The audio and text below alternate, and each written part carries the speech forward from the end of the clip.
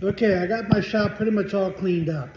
Got the last little bit of the tools cleaned up and swept and scraped up like the dirt crap. Still got a lot of tools to go through and organize. Got my my friend's parts for him to pick up later. I'm going to have to empty out the kitty litter bin. And I got so much trash too to take out. But I do have somebody coming 2 or 3 days to take Stinky Pete for a test drive. He wants to drive Stinky Pete to make sure the transmission is working properly, you know. So like I told him that's fine. Like I'd be happy if you take it for a drive so you can see there's nothing wrong with it.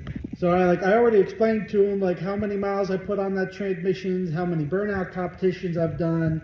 He's perfectly okay with that. He's just happy that it's all aftermarket internals in it and it's built up. And then the only thing really left to sell to pay for the new transmission is my old engine still.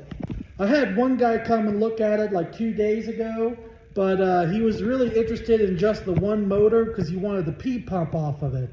And I felt bad, like he didn't ask me before coming out here, but that was the main selling point for him. So like I apologize, even though like I would have told him if he asked, but it's all good. He wasn't far away and he didn't mind stopping and taking a look at what I had. He'll let me know if he needs anything later on his build. What I might end up having to do is take everything off my old block, you know, with the melted pistons, all the aftermarket parts like the head, manifold, head studs and everything, and put it onto the good block. Like I gotta switch, like swap everything over, the timing cover, the injection pump, heads, manifolds, everything over. Then it's a complete running motor then, but like I still would have to buy a full gasket kit. And that also, in case the pistons are still good on that block, it suffered the killer dowel pin. So the casing got ruined and like the cam gear, and I think it like smacked a valve. Now, when they smack a valve, usually it never damages the pistons because the pistons hit the valve flat on. It's like the valve rod or shaft is what bends or breaks, or the rockers or something like that. Here, I got one right here out of my friend's 12 valve, which I forget exactly what happened, but the valve was open when the piston came up and broke the rocker arm.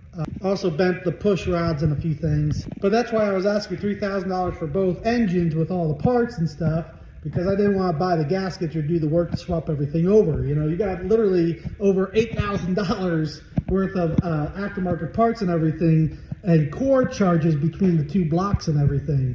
Got my stock head right there. Parts like the different timing covers, like there's a difference between the VE pump and the P pump covers. The difference between the covers are, I believe it was like these 3 bolts here. Sorry, I was like looking at it. It's these bolts here on the side. So like I said, the VE pumps, all 4 of these are spaced equally. I'll show you on Stinky Pete with the P pump. So basically, instead of equally spaced apart, these 2 are closer together. I know it's hard to see, but that was practically the only difference between the VE pump cover, the casing and cover. It's surprising how many little things changed on the blocks also between the years. You basically have like my old engine, this very first gen block. Then they went to a slightly different block, which had different options. And then they went to the 3rd gen block, which I kind of will show you some of it. Now these are all still 5.9 blocks, bottom ends, but different options came out. So one thing is the motor mount. So here's the motor mounts for the 1st gen, nothing else. Here's the 2nd gen motor mounts, but you have the bolt holes to move over for the 1st gen. You also have like the sensor, the crank sensor. Even though this block came out of a 2nd gen Dodge body style, but it was already set up for the later years for the VP44 pumps. But that sensor was also for the different kind of transmissions they had later on, because they need the crank positioning sensor, also a throttle positioning sensor on the P pump to tell the transmission when to shift. And then they went to the VP44. Like here's one, the 1st gen coolant line goes out to the side, and the 2nd gen goes the other direction. See how the AC compressor bracket is different on the second gen compared to the first gen.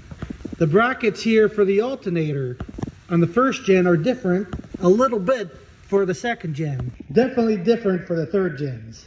Like I was saying before, there's a lot of little things that changed throughout the years. The only good thing is the newer blocks can be retrofitted to take place of the older blocks. Oh, another thing that they changed was like the vacuum pump for the brakes. The second gen has a different style vacuum pump, and it's like really long. It had to be extended to clear the steering box and the frame and stuff, but that would not fit on the first gen motor mounts and body. So I had to stick with my original vacuum pump off my old engine, which has like 2 diaphragm pumps on it.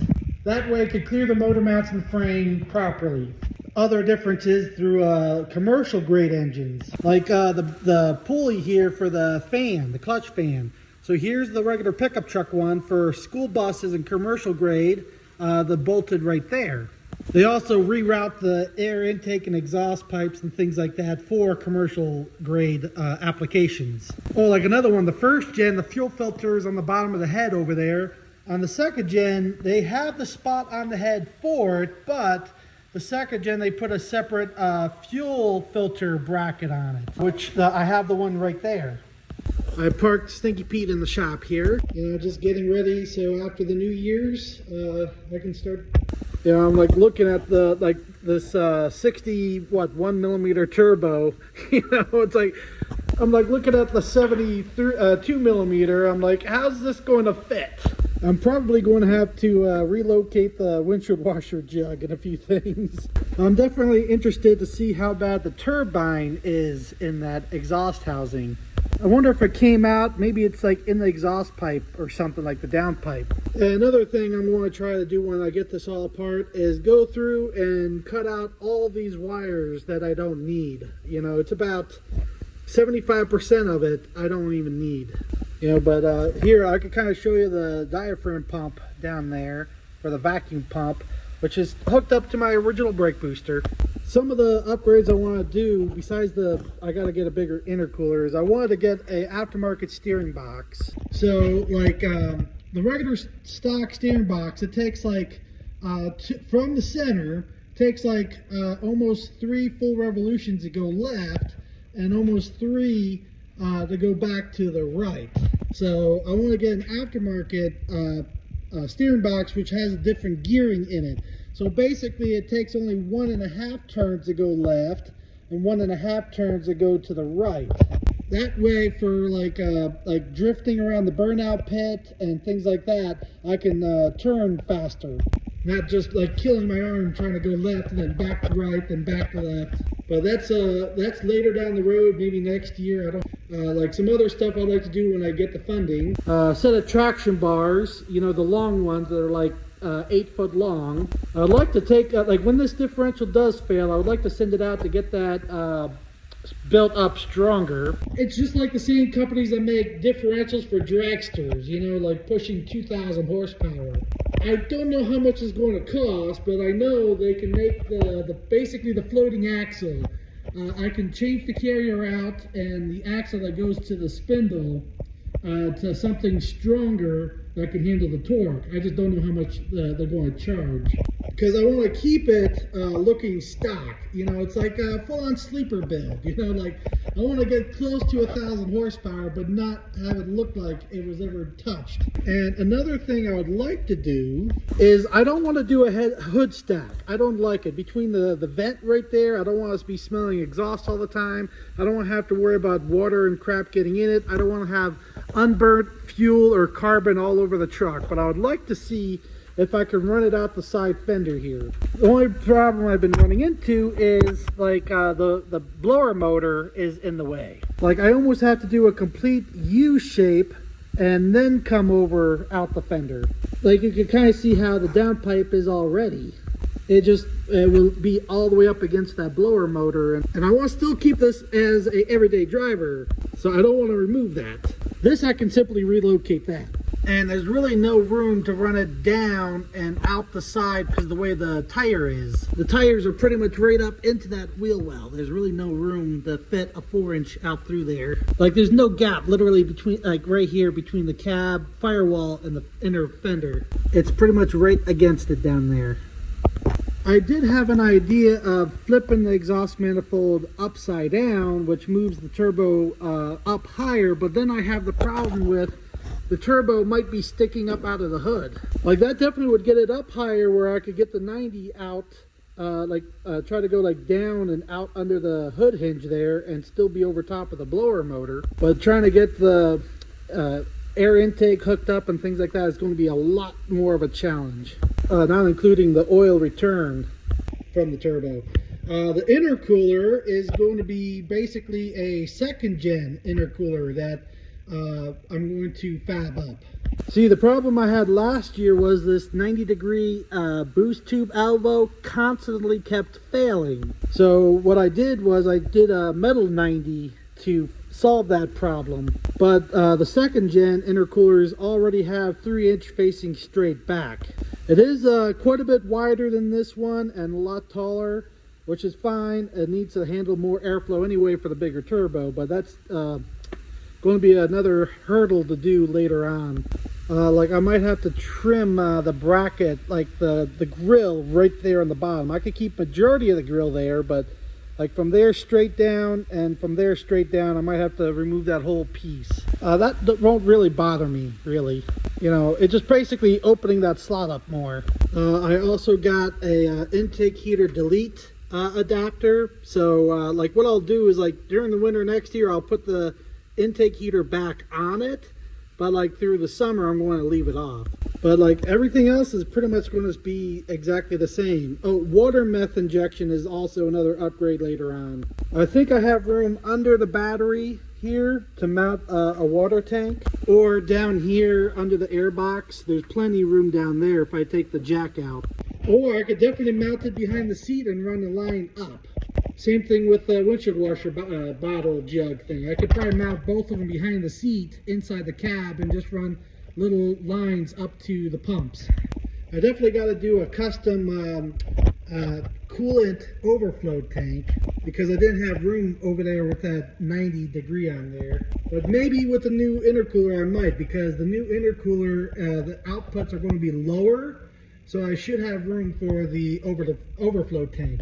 So instead of the outlets going there, I'll have to trim, open up some more holes down below for the intercooler. I'm going to try to use the 2nd gen intercooler with their original boost tube piping. That way I don't have to use custom made boost tubes or anything, because everything should line up if I put it in the right spot. I might have to trim a little bit off the length because the 2nd gen radiator support sits a little bit farther forward than the 1st gens. But these are all little things I'm going to have to deal with when I get to that point. I also would like to do new Stinky Pete, either decals or maybe try to cut Stinky Pete out in metal with the acetylene torch and weld metal letters on it. But that's going to be like the final stage once everything is together and operating. Actually, what I'm thinking about it, I want to check out, see if I could just bolt this right to the floor, or do I have to make a bracket to pick it up and move it back? Yeah, it's definitely just to bolt it to the floor down there is definitely going to be a little too low. So I got to at least pick it up a couple inches. I got a MIG welder and some scrap steel, so I could make something pretty easily. But I'm not going to be able to have 2 passengers anymore. I'll have only just one. So this will shift 1, 2, and 3, and then you have overdrive, and then torque converter lockup. And oh, I also need to get some better gauges. Like the EGT gauge only goes up to 1500. I need one that goes up to 2000. Same thing with the boost gauge. This only goes up to 60. I need one that goes up to like 100. I'm going to try to remove the original shifter arm here. If I remember correctly, it's just a little pin. So when I take the plastic casing here, I'll just pull the pin and pull just the main handle off. Long as it's basically in park, the neutral neutral park switch will work just fine. I just need it to start and shut off. You know, that's it. It does not matter if it's in gear or not, because it's an automatic transmission. It's going to be basically a manual shift. The biggest thing is I got to make sure to disengage the torque converter lockup. But that's only going to be mainly cruising down the highways. Only time you'll need use that.